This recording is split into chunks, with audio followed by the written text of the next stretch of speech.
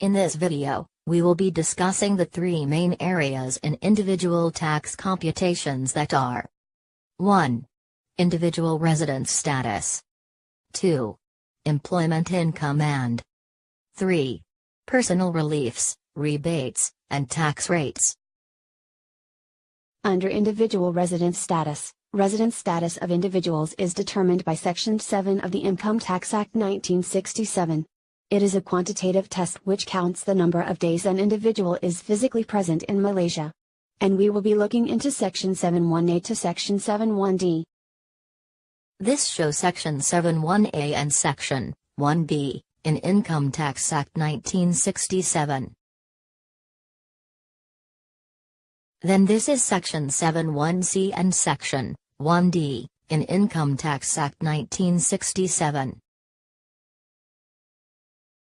Insik Razak is a resident for 2014, 2015, and 2017 according to Section 7(1)A. As for 2013, he is a resident according to Section 7(1)B. For the year 2016, he is also resident according to Section 7(1)D. Next, we will look at 60-day rule, paragraph 21 and 22, Schedule 6. This rule covers circumstances when income derived by a non-resident individual from an employment exercised in Malaysia is exempted under the following situations in the figure.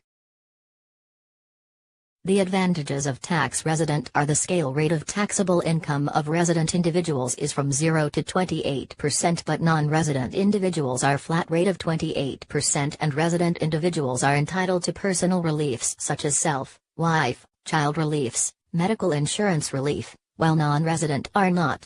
Next, resident individuals are entitled to a rebate of Rm400 if their chargeable income is less than Rm35,000.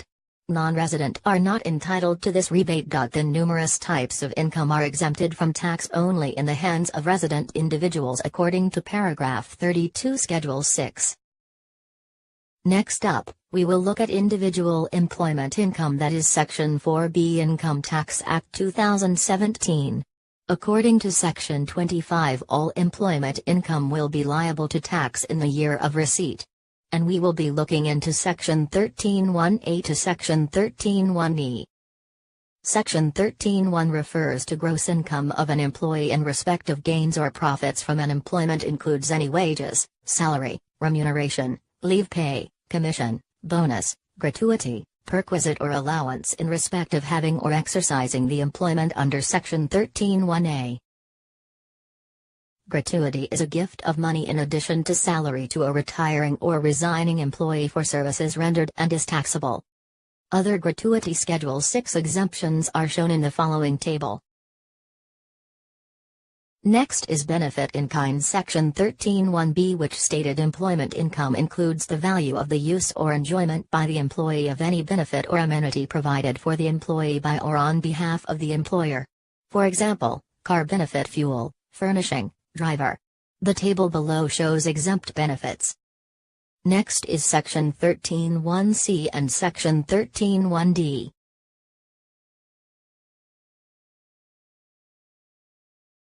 Then this is Section 13(1)E and allowable deductions from employment income, where expenses only deductible if incurred in production of employment income. Next up, we will look at the personal reliefs, rebates, and also tax rates.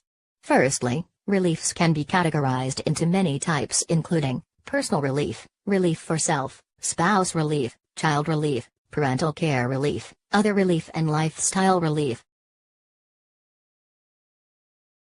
Personal reliefs are deducted from total income of an individual to arrive at chargeable income, and it is applicable to resident individuals.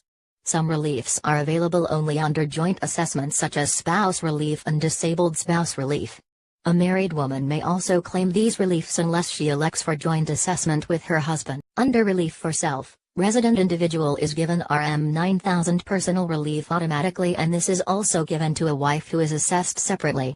However, full personal relief of Rm9,000 given to a deceased individual in the year of death where the relief is not apportioned on a time basis.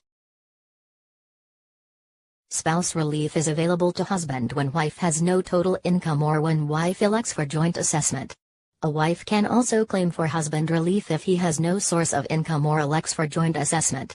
Other information are as seen below. For child relief, we can refer table below. Between husband and wife, only one individual can claim for child relief for one child. Moreover, divorced couple can share child relief upon ratio of 1:1. Parental care relief for parents is to individuals undertaking care of elderly and or infirm parents by means of a new tax relief. This relief can be shared with other siblings provided that the total relief claim does not exceed Rm 1,500 for a mother and Rm 1,500 for a father. Medical expenses paid by taxpayer for his parents, which covers both normal medical expenses and expenses to maintain parents in nursing home, and also includes care expenses provided by registered foreign maid but not by spouse and or children, can also be deducted, which limit the table below. Insurance premium and contributions, where maximum Rm 6,000 for insurance premiums and contributions to approved schemes. Other contributions are as table below. There are also other reliefs which available for resident taxpayers. This is shown in figure below.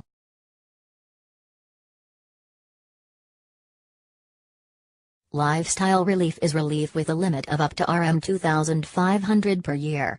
This new relief will include the purchase of printed daily newspapers, smartphones or tablets, internet subscriptions, and gymnasium membership fees that encourage them to develop reading habits, adopt healthy lifestyles, and be computer literate. Next up is rebate.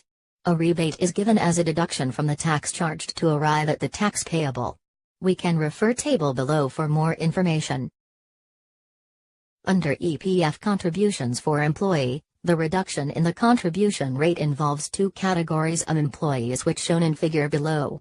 For employers, contribution is at 13% for gross income below Rm 5,000 and 12% for above Rm 5,000. Next is employment insurance scheme for post-exit benefits to affected individuals and to assist with re-employment. This administered by SOCSO.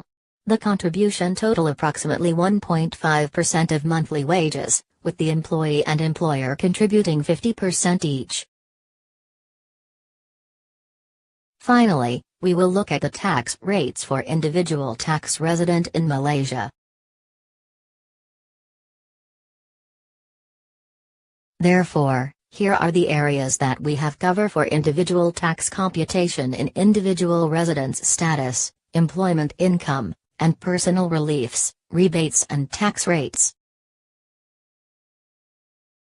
Finally, we have prepared an exercise for you. These are the information.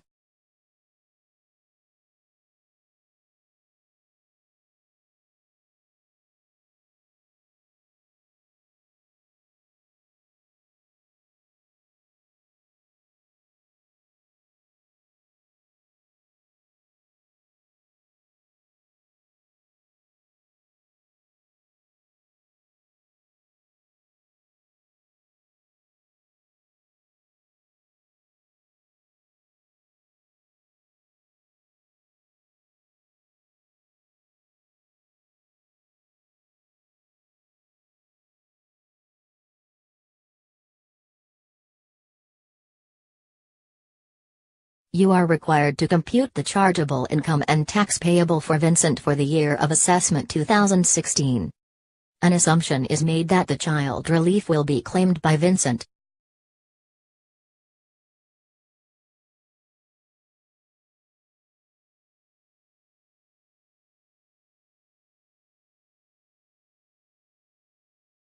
Once you have completed on the exercise, you may check your answer by clicking the link at the description box below. Thank you for watching this video.